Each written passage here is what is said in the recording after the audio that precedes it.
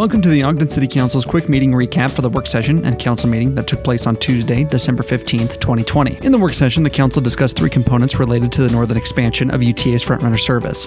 The first was a proposed budget amendment to allocate $3 million of funding from the Weber Area Council of Governments to observe commuter rail corridors in Weber County, fund a future station site at Business Depot Ogden, and for surveying work. The second item for discussion was amending the capital improvement plan to add an engineering project for the expansion. The last aspect of the discussion was a proposed interlocal agreement between Ogden City, Weber County, and Utah Transit Authority for commuter rail corridor preservation for the establishment of a station at Business Depot Ogden and the prospective development of the Frontrunner line to Box Elder County. A public hearing and council consideration for these items is expected to take place on January 19th. The City Council discussed a proposed budget amendment to allocate $4,886,600 of funding for improvements on 26th Street, largely from the Weber Area Council of Governments. This funding is for 26th Street reconstruction and improvements from Wall Avenue to Washington Boulevard, along with improvements north of 26th Street on Grant Avenue. This action would result in a net adjustment of the FY 2021 Ogden City budget by $5,723,550. A public hearing and council consideration for this item is expected to take place on January 19th. The Ogden Police Department reviewed with the council its use of license plate reader technology and current efforts underway to expand use of this technology. The department has used LPR technology since 2008, beginning with a mobile LPR from a police vehicle. The technology has since grown and become less expensive, with use of this expanding in communities of various sizes throughout the United States.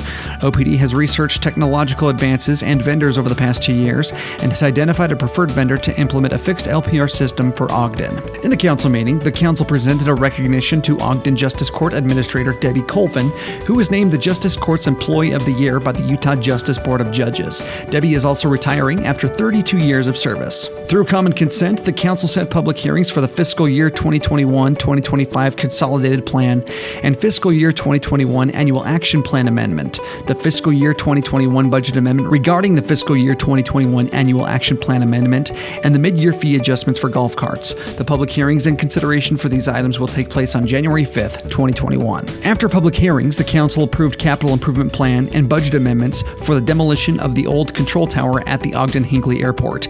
This includes a transfer of $300,000 from Business Depot Ogden lease revenue and the Capital Improvement Plan Critical Contingency Fund. This results in a net adjustment of the FY 2021 Ogden City budget by $520,000 to reflect all fund transfers. After a public hearing, the council adopted the city's water conservation plan.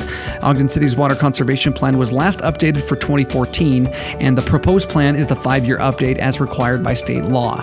The city's average gallons per capita per day usage as of 2019 was 193. The 2019 plan is proposing a total reduction of gallons per capita per day to 175 by 2065, with an estimated population projection of 108,634 at that time.